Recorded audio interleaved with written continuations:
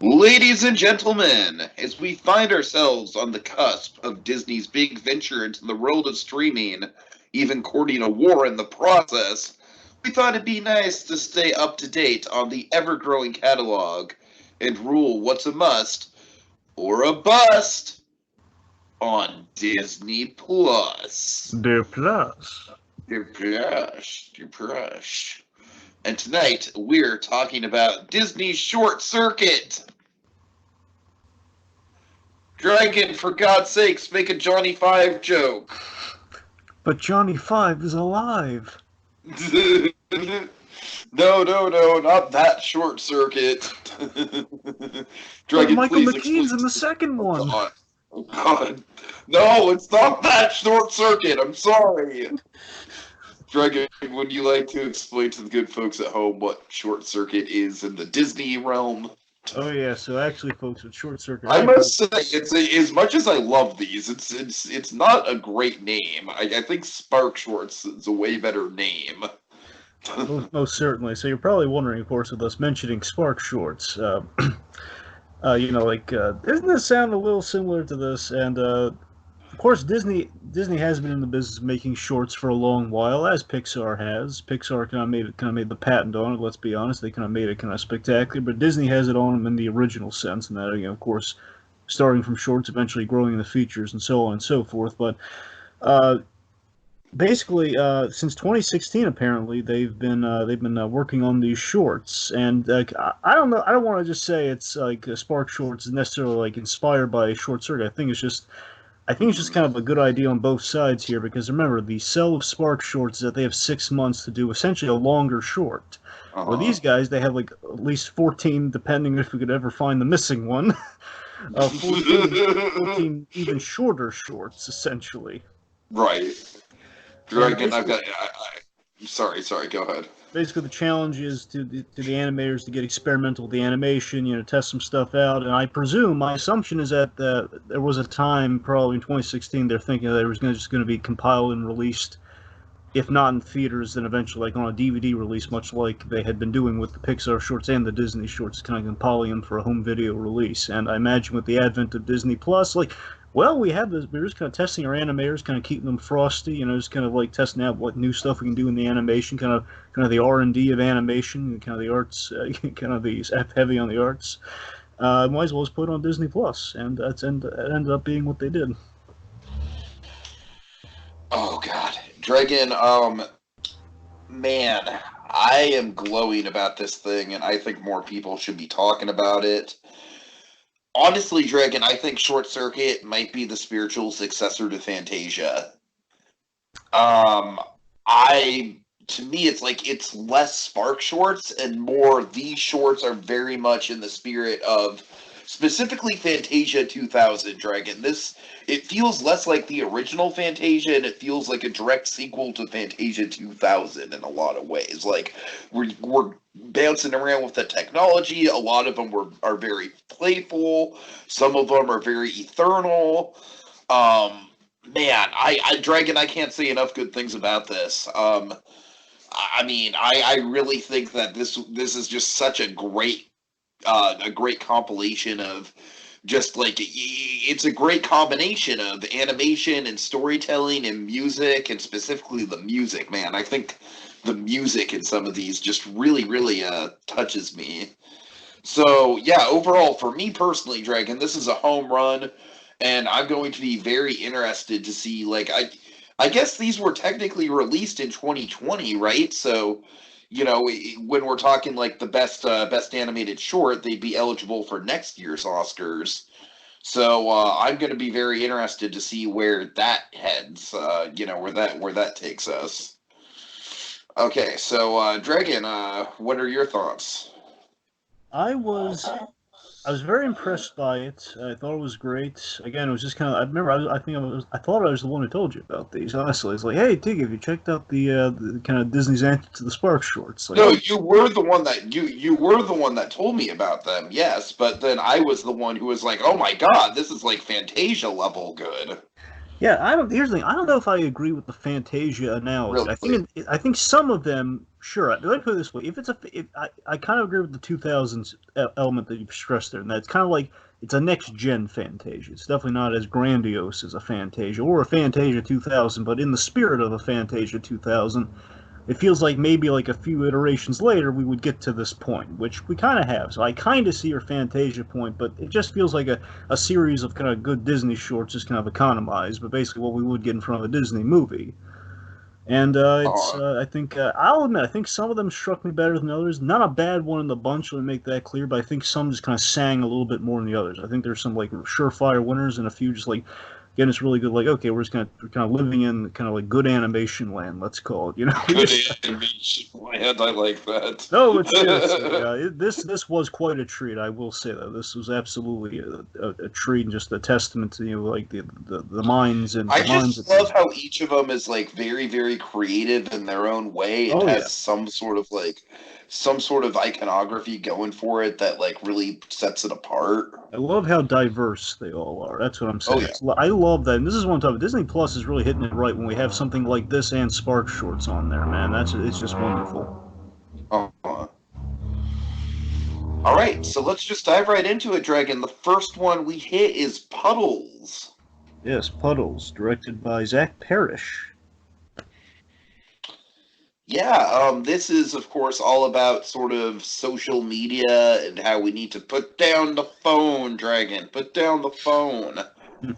And it's a tired message in some ways, but honestly, it's something that we really need to illustrate. And this is, it really is kind of like paying attention to the world around you and seeing what's out there. And I will say, Dragon, the ending of this thing is like a really like kind of a WTF, right? I mean, it's a magical shot. I gotta tell you, it is a magical kind of when we see the other side of the puddle. It's like the magical last money shot of the whole piece. Just like oh my It's a god. huge money shot. I'm not saying it in a bad way. It's just like it's pretty grandiose. It's like I was blown away by it. Definitely, I was definitely blown away by the ending of it. Because I mean, already I was super charmed. But Puddles is like the perfect opening for what this series of shorts was. It really was because it was just it's a fun concept, simple message. The brother and sister. Again, we're kind of a number of these shorts are wonderfully kind of in the Paperman space, which really jazzed me out of oh my yeah, mind. oh yeah. That's That's the the thing. best. That's the thing. I feel like a lot of this is kind of like okay, let's. This is like the next level towards getting a Paperman feature film in that That's what style. I'm You know what saying. I All mean? of this feels like we're just testing the waters. Like, okay, how can we measure up to a Paperman and maybe push a little bit beyond, and maybe I don't know, in the pipe dream that is pipe dreams, we can inch closer and closer to the full length Paperman esque feature. Uh, The point being, Puddles again. It has that with directed black and white detective movie. oh don't I stop. know, I know. There's some things that I know are easy gets for you, Dragon, and that's one of them. Anyway, point being, yeah, what was it? Oh yeah, so of course the brother and sister, I really like them as characters. I don't know, you don't really charm me. I love the sister. I love Skylar. 'Cause again, she is like she's trying to be there for him and just trying to be encouraging. Yeah, But yeah. I hear you. I hear you. Like she's not just totally like an absent-minded jerk. yeah, like she's not like the snobby big sister. It's like she's there hanging out with him. In technology, and it's like I can kind of I can't really relate to that on a smartphone point of view, but I can relate to that in terms of like a computer is my life, Dragon. Like I'm of that age where my laptop, like I couldn't imagine like on a day basis when I'm not working, living without my laptop. So, it is. But then when we do see the finer points, it very much is kind of like a nice life lesson to be had there. Yeah, and of course the dimensionality animation, basically how the puddle kind of works like kind of a portal. Like that's fantastic. I mean that's this is really really solid stuff, and this really just very nice. Okay. Okie dokie. All right. Next up, exchange student.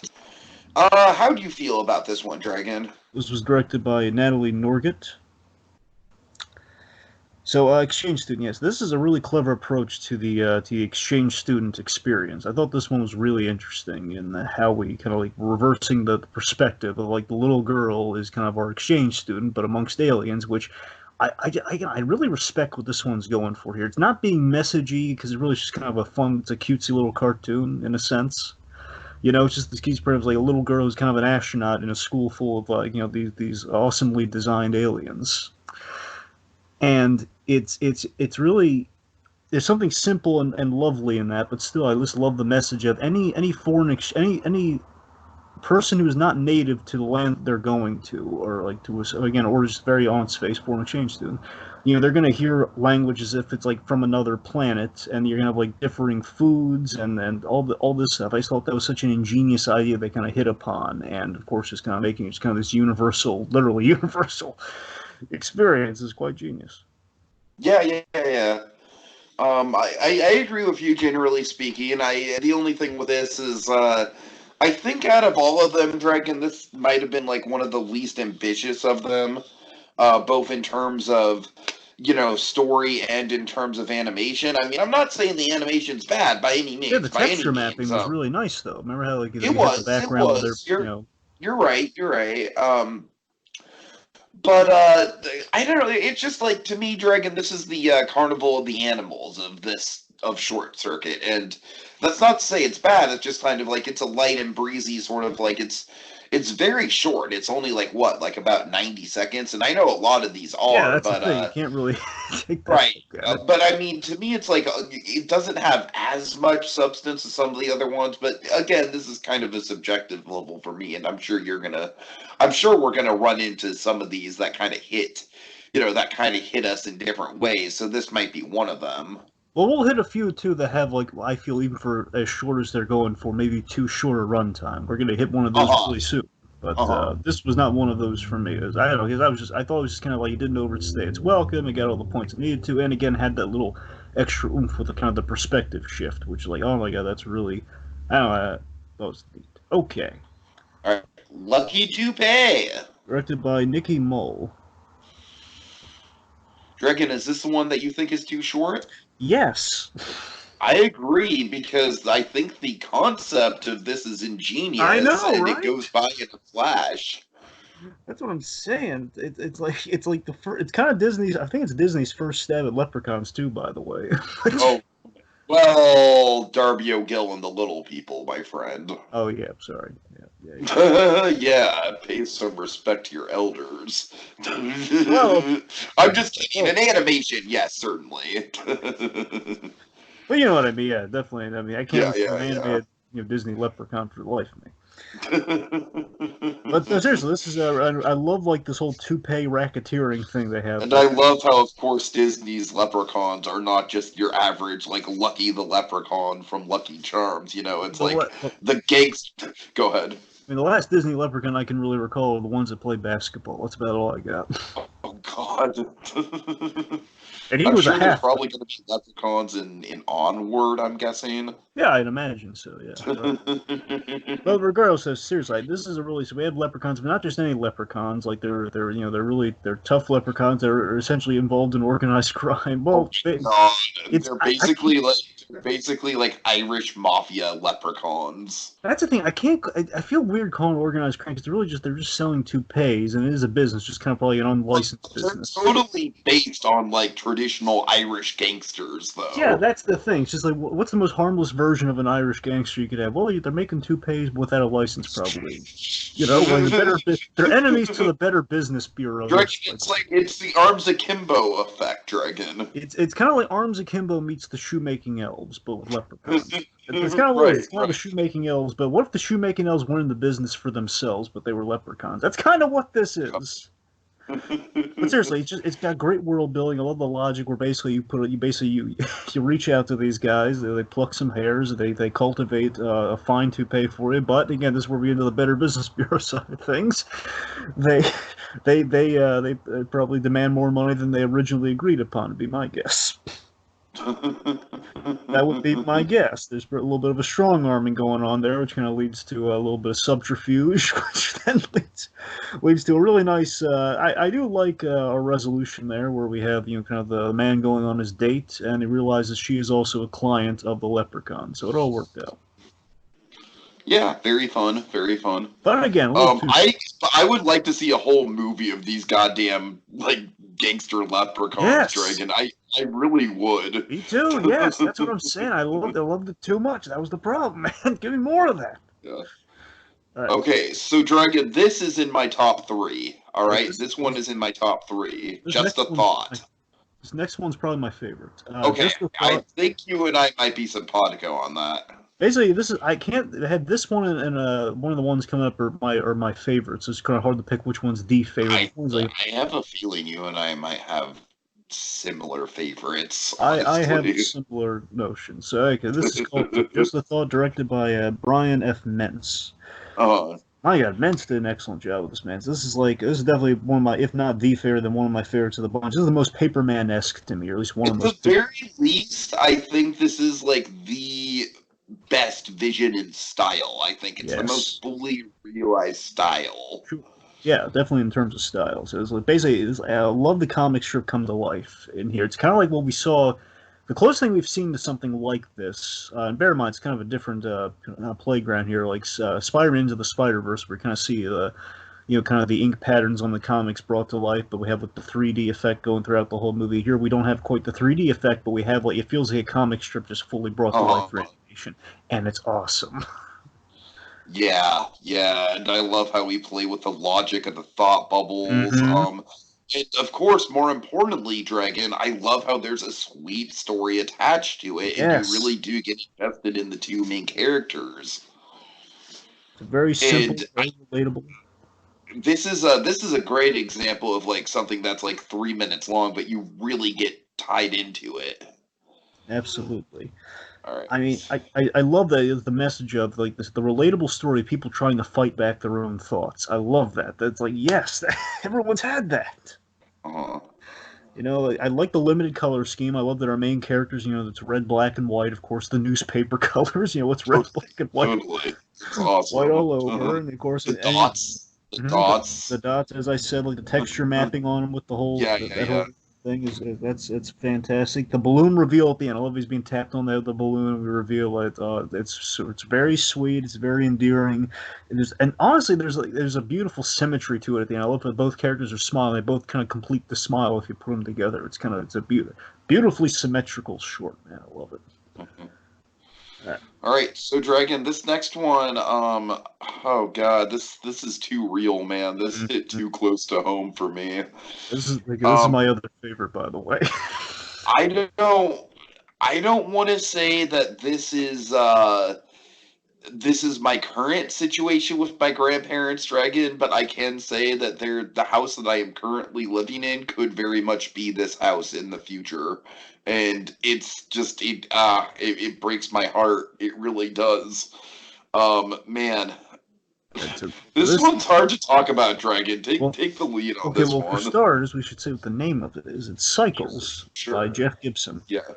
So this was a really personal one for Gibson. You could feel every ounce of this thing, man. Gibson dug in deep, and I'm amazed he was able to get through this, man. It was apparently this is one of the first Disney shorts ever to be done in VR or for VR, more specifically.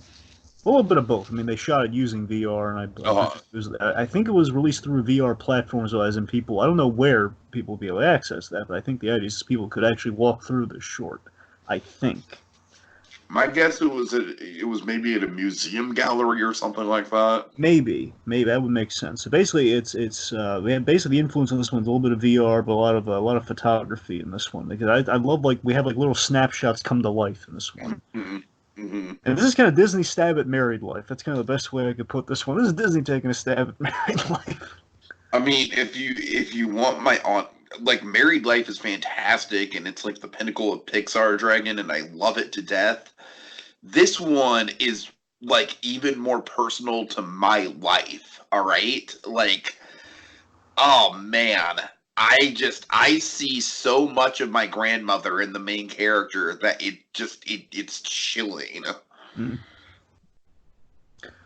There are a number of I'm sorry, there's so much good stuff in this one. It's kind of hard to break Uh-huh. it down. I mean, there's a beautiful The person. original score written by his mother. Which again doesn't get any more get increasing, but very taken. Man, so rarely can you see an artist really just put like his heart and soul literally in a short film, man. And this is one of those. So, so again, we have a beautiful personal story of a life lived in a home in a stationary location. We have this kind of memento reverse narrative going on here, where we kind of like we go backwards through through kind of the discussion of moving after again presumably the grandmother has been left alone in the house through tragedy, which we then reveal. And the most that's to me the most haunting part is the turkey drop. Man, the turkey drop gets me.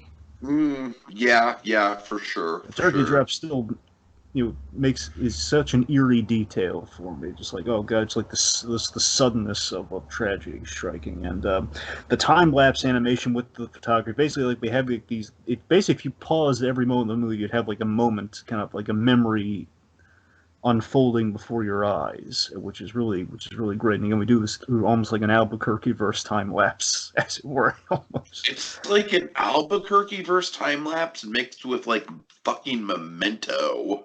Exactly. Memento being the perfect analogy, like, especially with the reverse narrative and all. But Yeah, yeah, and yeah. honestly, you know what the effect is? The perfect effect is that it's such a great call because like it's like the grandma. It's like a woman looking through a photo album of each memory before leaving her home. It's like the idea, like right now, but basically by the end of things, she's probably looking through a photo album. Basically, we're giving her Uh-huh. experience. You're looking through a photo album. Basically, of course, the last memory would be the oldest one you put in there first, which would basically be why we're going backwards. That's kind of what it feels like, you know? I don't want to talk about this anymore, Dragon. This is too real. I mean, the one for me that got, I I love the feel way, you, though. I feel you. I love like the insight on parenting. Like, there's you never see this, and we got to see it here. Like you never see this in animation. It was great. Like the whole like the parents waiting up for the daughter. I love Uh-huh. that was my one. That was Uh-huh. my favorite detail in the whole thing, and the whole like I'm gonna miss you gonna miss the house. Like no, I'm gonna miss my home. It's like Okay, that's the one. That makes me fucking cry. so here's the one. God damn it. I'm sorry. I'm just like oh man, I can hear my grandma uttering those lines, and it just breaks my heart, Dragon. Here's the one that really breaks my heart. Well, like it was right Okay. before that line though, because again we have like Yeah. we fast through the moments. If you listen really carefully, you can hear some dialogue kind of being played as the Oh memories are god. unfolding. You hear the husband say, "I love you." Oh The man. grandfather say, "I love you." It sounds like an older one, so it sounds like that's the last thing he said before. Oh no. Oh god. Oh fuck. Moving on. Moving on. Point being, This Cycles is very too good. real. We Oh can. god. I think we can agree. Cycles. Dragon, Well, my grandparents are gonna die someday. oh, well Oh now you've god. made it. Oh, don't make now you've made it real. All right, so I'm sorry. It okay. is real. Okay, the point being, Cycles, good, so good, melts the heart. Moving on. I will say that this is so real that like it's great, it's wonderful, but Dragon, I don't even think it's in my top five because it's hard to watch on a Oh, personal come on. level. On a personal like favorites list. On a best list, it would probably be up there, all right. But on a personal favorites list, I wouldn't say it's in the top five. Anyway, so let's take things to a more Amblin pasture, if you will. Let's go to lightning in a bottle. All right, how do you feel about this one? This is directed by Virgilio John Aquina. Of course, just go John Aquina for short.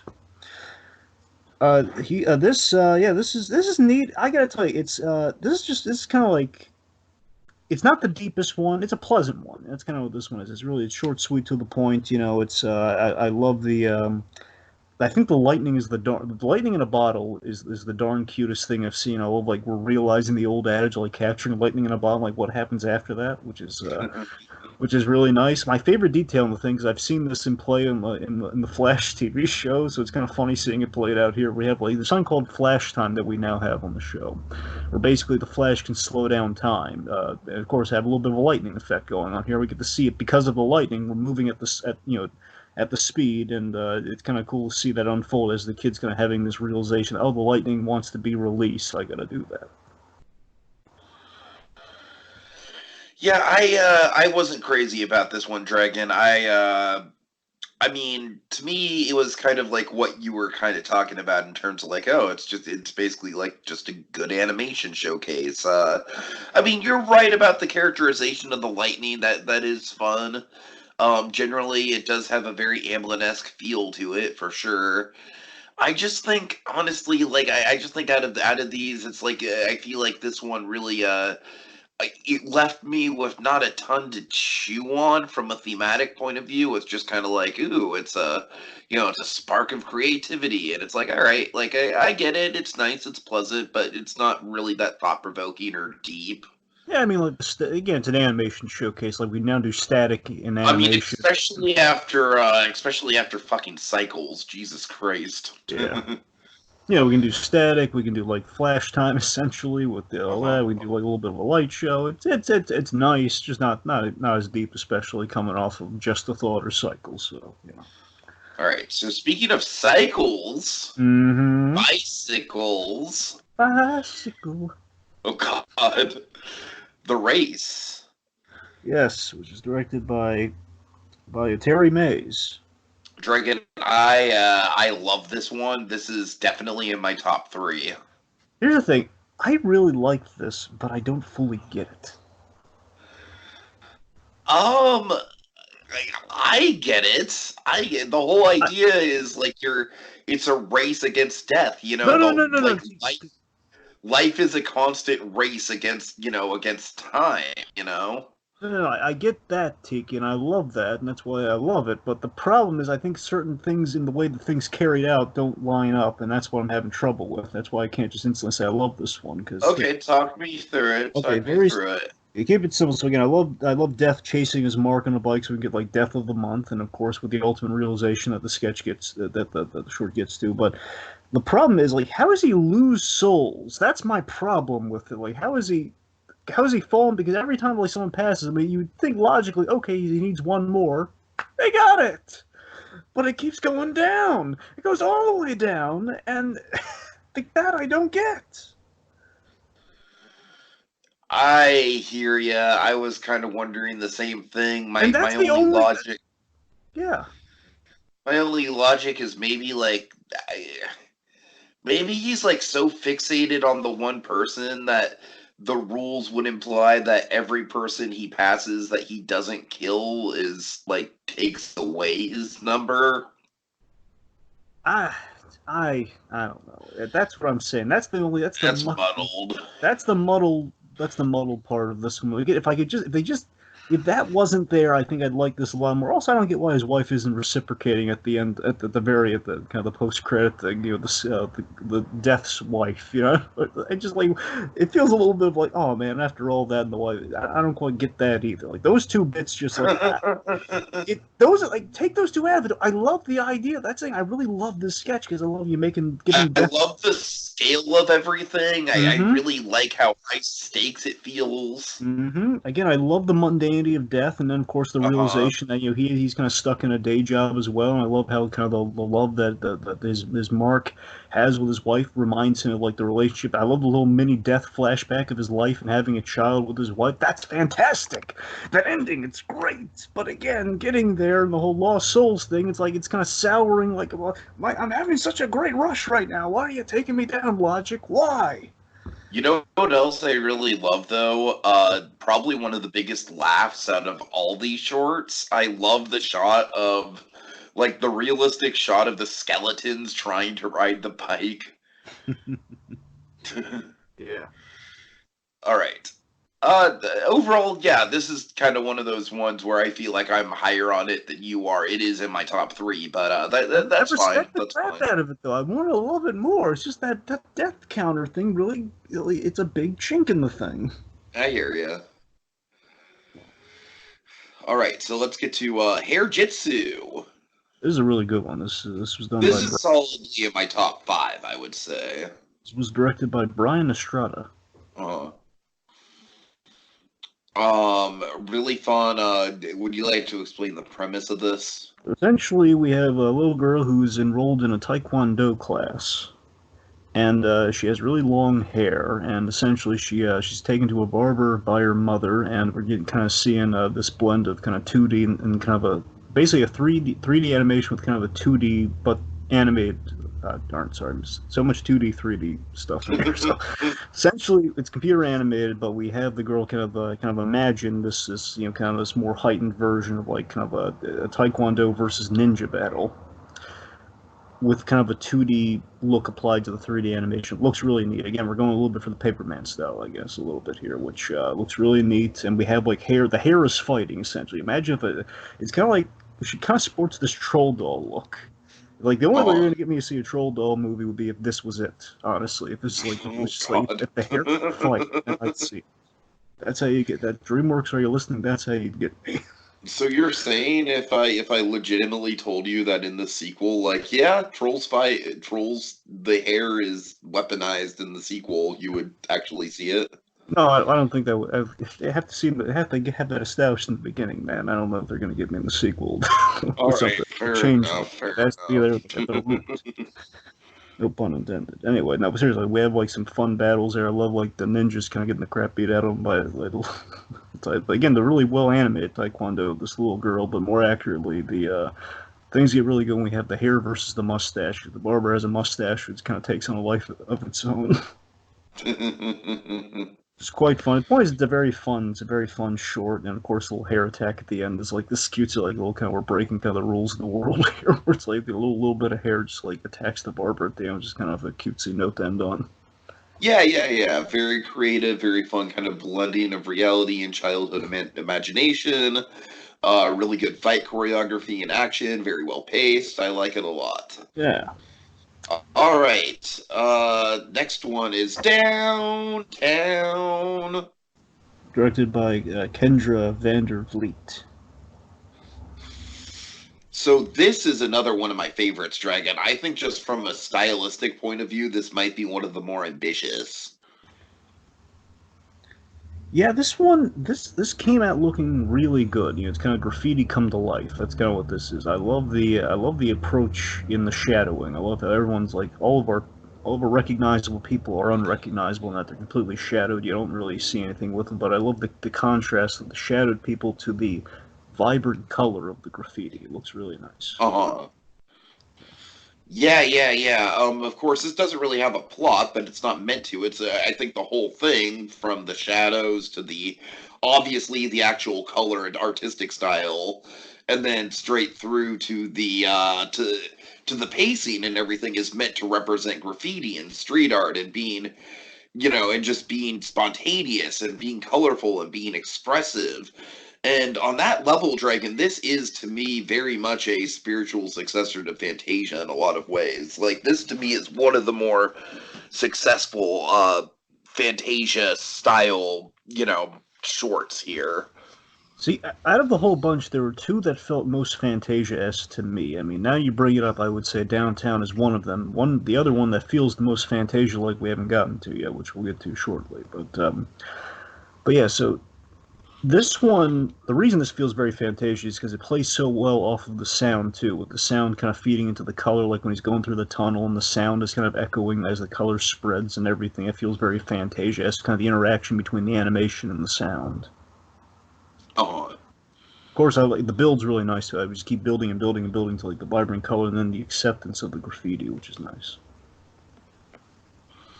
Yeah. Overall, a really, really well done short. Like I said, not much to it in terms of plot, but it is very expressive and very accurate to the subject matter it's trying to portray. Really, really a good highlight. All right. Now, Jinhua. This is directed by Jerry Huynh. Man, this is another one that's kind of hard to talk about because honestly, it very much feels like, to this guy, it's his cycles. It's very, very emotional for him. It's very. I'm sorry, Drake. Would you like to give the backstory for this? Because it's a very compelling backstory. The backstory, in short, is that this is a very personal story for the director, who basically, as he was making this, of course, he's making a short about that has to do with kind of very much his past, his culture, his family, and of course, as this is happening, his family kind of systematically passed away during the making of it, which kind of made it, of course, while you're in the thick of something that kind of has you really getting in touch with the things in your childhood that you grew up with, and such as the calligraphy and the martial arts and the kung fu of it all. And it got increasingly really personal and tragic for him, but he had to really You have to really kind of showcase that and just kind of really Yeah. kind of turn that, turn the tragedy into something beautiful, which I think he ended up doing. Yeah, and like I said, in that way, this is kind of like the much more abstract version of Cycles for me. I feel like this and Cycles kind of act as sort of mirror images to each other. Would you agree? Yeah, the best way I could phrase this one is this is catharsis animated flawlessly. Oh yeah, for sure. Translation is, by the way, flower in the mirror. Oh, okay. You remember the whole thing hinges about paying tribute to somebody who's passed. Like, as you're working with that as your premise, and then you lose these people. I mean, I imagine like again, like the themes just kind of like kind of collapsing on themselves in a kind of a beautifully sad way. But it's Yeah, of course. you know Yeah. what the theme to me is. Of course, we have basically the whole premise of it. It's kung fu meets calligraphy. It's very visually dynamic. It's a great fit for each other, and of course, the really great thing between these two things, like how kung fu and calligraphy kind of really have a lot in common. They really mix well together because both of them have kind of almost a similar philosophy. You can't take the strike back. Like you can't take a strike back, and you can't take back the stroke of a brush. It's like one continuous. Uh, So we kind of like that. We kind of like kind of visualize that very well. It's really nice. I love how we're creating the environment with every strike, every kind of again every kind of expression of catharsis. I love that we're bleeding ink. That whole effect was really neat. It's very powerful stuff. Very powerful stuff. yeah, yeah. Yeah. All right, next up, Zenith. Yeah, this is the other Fantasia one I was talking about here. So this is done by Jennifer Stratton. I would say out of all of them, this is probably the one that's most intentionally going for the Fantasia vibe because this is very much rooted in like, hey, I'm gonna make a Fantasia style short. Gotta be honest, not one of my favorites. You know what, Dragon? I'm with you. Honestly, I feel like it kind of wears the Fantasia thing on its head too much. Like in terms of just like it sort of feels like it's honestly, Dragon, in a weird way, this to me feels like a weird blend between Firebird and Pines of Rome. Firebird with the with the stag, and then Pines of Rome with the space cosmic stuff. And honestly, it kind of just feels like concepts that we've seen in other Fantasia works, just kind of in a blender. Now that being said, it is ambitious from an animation point of view. It is cool to see a constellation brought to life and characterized. That is cool. But like you said, Dragon, like you kind of that phrase you used at the beginning of the whole like, oh look, it's neat animation. Yeah, this one's definitely a style over substance example. It's okay. It's honestly the best part of it for me. I think the black hole looks amazing. The black hole animation is great. But Sure.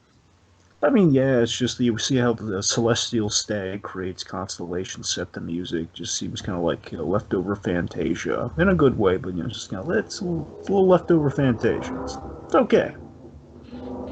All right. Well, in the meantime, Dragon, we have the penultimate one, which I think is in my top five. Probably, my 4 or 5. It's not in my top three, but it is in my top five. It's Elephant in the Room. First of all, I love the song. Really. You did not like the song. I don't know. I don't really think it needed a song. It's not that it was bad. I don't know. I think the song added to this actually for me. The reason first of all, who's the director, Dragon? Let's not bury the lead on that. Ryan Scott. Okay, Ryan Scott, thank you.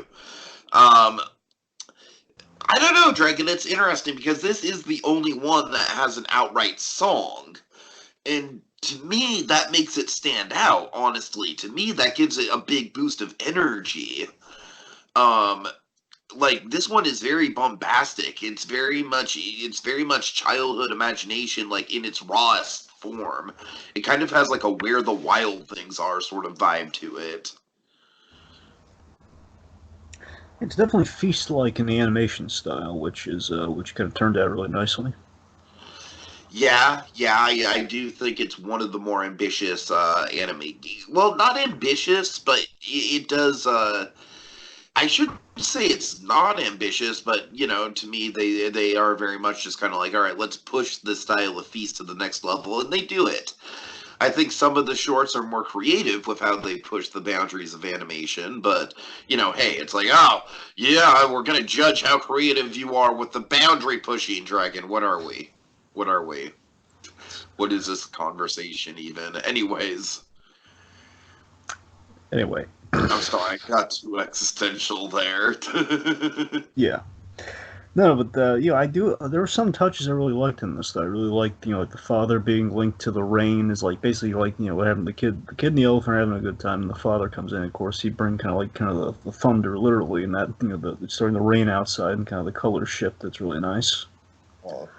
Basically, it's a humble reunion story. It's nice. I don't know. I think I had a different picture in my mind what it was going to be. I'm not taking really pot shots at it, but it's just it's okay. It's perfectly fine. Okay, yeah, I think you and I definitely we can chalk this up where I really think it's a highlight, but that's cool. That's cool. Subjectivity and all. Yeah. All right, and finally the final sketch, Fetch. It's directed by Mitchell Council. Yeah, this very much has a Pete's Dragon vibe to it. That it does. This was an interesting live-action remake Pete's Dragon, which is better than the original Pete's Dragon. One of the few remakes that's better than the original from Disney. Yeah, so this is quite an interesting. I love the misdirect in this. The misdirect's quite clever. So basically, we have like also it's shocking as well. Yeah, so we have a little girl looking for her pet, we presume is a dog or something, hence the fetch of it all. Looking for her pet, Oliver, who has failed this say. No, I'm sorry, it's a dumb joke. Anyway, so her, anyway, so we have this misdirection looking for a little dog to probably play fetch with or something, and of course then she's being pursued by this giant, awesome-looking, kind of intangible monster. Yeah, I love the intangibility of it. I love how he blends into the background. I love how we rack focus. We see like these two little blue dots in the background, like they're the eyes of the creature, which is really great. Really well designed monster, I gotta admit. So anyway, monster appears and eats the little girl. It's quite shocking. Like, oh my god, it ate the child. I'm surprised how long it just kind of lulls on that shot. You know what I mean? Like we hold on it for a good 2 or 3 seconds. Yeah, but we hear the little girl laughing. We reveal, oh my god, she's this monster. This monster is Oliver, and that is her pet, and she's playing fetch with him. Like she grabbed like a little stick from his ethereal belly. And then, of course, Oliver grabs a whole tree. No, that's the wrong stick, Oliver. So you know what what was you went with Pete's Dragon. I got a little bit more Clifford the Big Red Dog. I was like a little bit more like supernatural. I can totally see Clifford. Yeah. I got a little more supernatural Clifford the Big Red Dog. Totally. All right, man. And this one, I gotta tell you, I think that it's really good. It's really good. I like it a lot. I don't necessarily, and again, this is maybe just my Fantasia thing, Dragon, but I wouldn't have picked it as the last one. I probably would have given the last one to either Elephant in the Room, just because it's, Elephant in the Room is kind of the big song. It's kind of the big emphatic one. Well, I wouldn't put much stock in the way these have been released, Tiki, because I heard like Cycles was put out first through that VR thing, so I don't know how the heck these. I understand that. It's my own headcanon of like, God damn it, this is Fantasia 3000. Plus, again, we are still missing one, so that's probably throwing the mix off too. So that's fair enough. That's fair enough. Anyways, but. Yeah, Dragon, just overall, I thought this was a very, very, very good cultivated work of just showcasing talent and artistry and passion and original ideas and groundbreaking technology. I loved it, man. I really, I'm very high on this collection of shorts. Absolutely, just stellar work all across the board with these Disney animators, man. They're setting the world on fire in all the best ways. Good stuff. All right. So, Dragon, we've been taking a little bit of a break from Plus&Us, post-Mandalorian, post-Mando. Mando. But we've got not one, but 2 Plus&Us podcasts coming this weekend, Dragon. You're listening to the first one. Would you like to tell would you like to tell the viewers about the other Plus&Us podcast? Yes, a Pixar themed Plus&Us, where we're going to be covering the remaining Spark short that we hadn't covered, with the when we kind of did a little kind of compiling of Mando and so on and so forth. Loop, we have Lamp Life, and the remaining Forky Ask Question shorts. So basically, it's going to be all Pixar. Ask a question. Yes. So basically, we're going to be covering. It's going to be all Pixar themed, and at some point in the future, we won't say when. At some point in the future, we're going to cover our Goldblum stuff. So that'll be kind of in the. Can't tell you when, but probably next month. I don't know. Yeah. Alrighty, well, that'll do it for us. That'll do it for us this time around as we holster our remotes till the next installment calls for the draw. Mano y mano, just Plus and Us. D plus.